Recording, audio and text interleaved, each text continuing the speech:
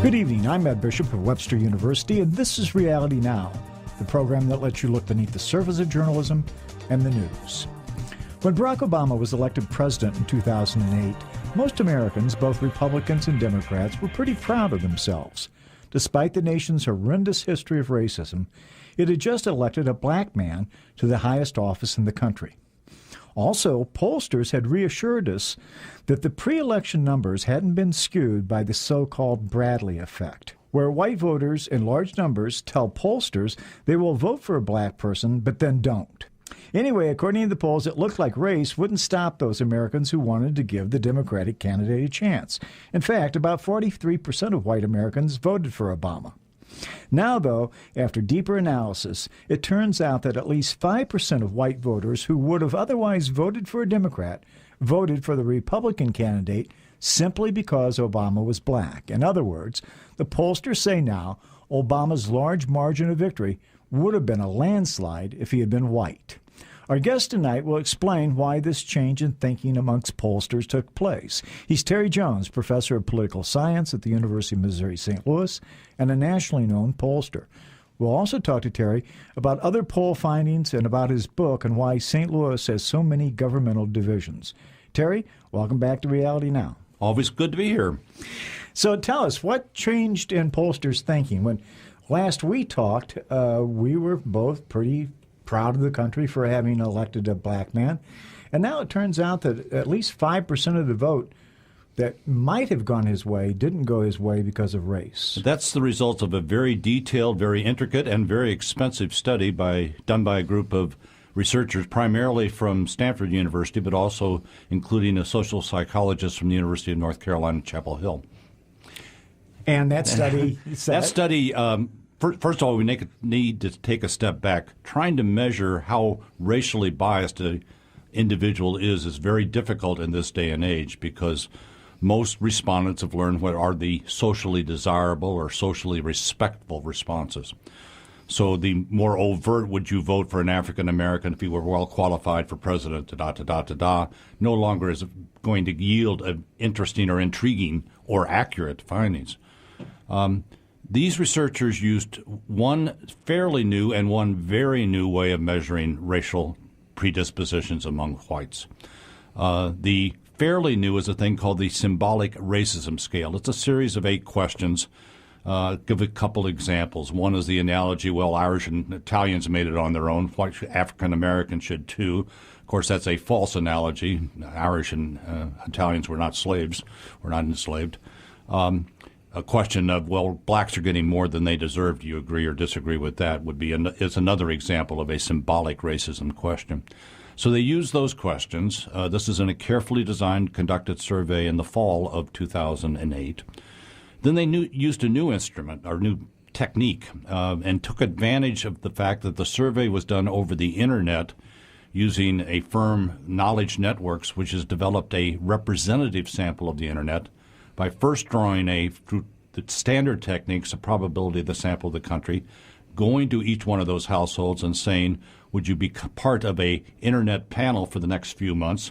If you say, yeah, I'd be happy to, but I don't have Internet, they say, okay, we'll supply the Internet. We'll put it into your house. So that enables them to use then visual ways of asking questions. And the question they used, or a series of questions, was to say to you, we're going to flash on your Internet monitor a series of ideograms. Those are Chinese-like characters. And we would like you to score them in terms of whether you find them pleasant or unpleasant. And they said, oh, by the way, before we do that, we have some problems with our equipment, so you're going to see a picture of either an African-American male or a Caucasian male. It'll just be on there briefly, and just don't pay any attention to it. Because I've been asked this question, the African-American male was neither highly dark nor highly light. It was a medium complexion.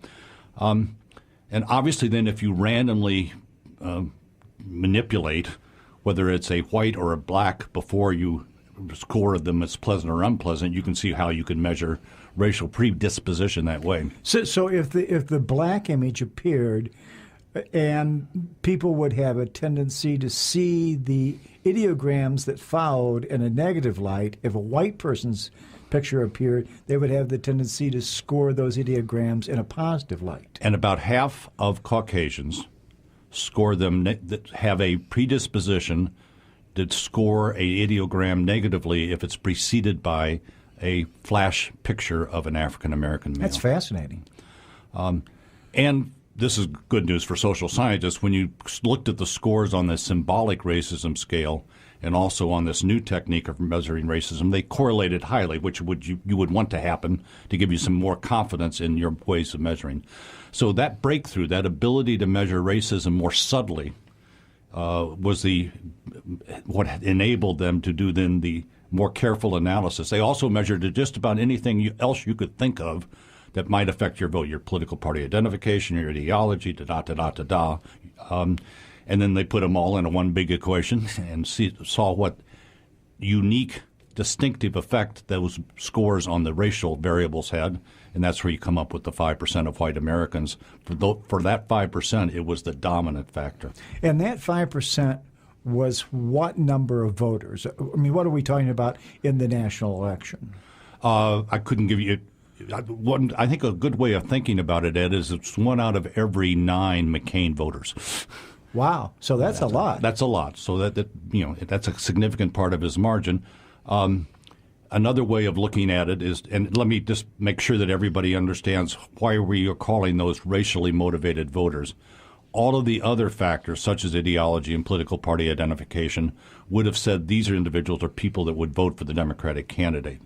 We're not counting people who would have been for McCain or for the Republican candidate because of their party identification or their ideology as well. Right. We're also talking about individuals who probably would not have voted. They had low interest in the election otherwise.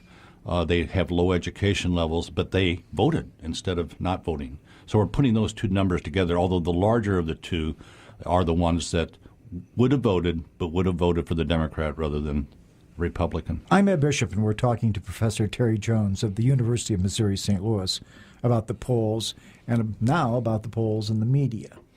Has the media talked about this at all? I have not seen this any place except in your column in the St. Louis Journalism Review and in a column you wrote for the Beacon here in St. Louis. Right. Well, the article that reported this research appeared in a issue of Public Opinion Quarterly, which is the major journal on public opinion research in the country, that came out in January. So it's been out in the public domain now for several months. And one of the roles I try to play, both in my journalism review writings as well as my work with the Beacon, is to take quote-unquote interesting and relevant social science findings and try to then translate them in 600 to 800 words into more understandable implications. I don't mean this in any kind of negative way, but this is the kind of story that you would think the mainstream news would jump on. I mean, it's sexy in its own way. There's something sensational about it that maybe MSNBC would be interested in. I'm surprised that there hasn't been more talk about it. I am too. I mean, the lead author of the study is John Krosnick, who is one of the leading scholars in this arena. There's even a local angle. The guy that developed the ideogram scale got his Ph.D. at Washington University about a decade ago. That's the one who's now at North Carolina Chapel Hill.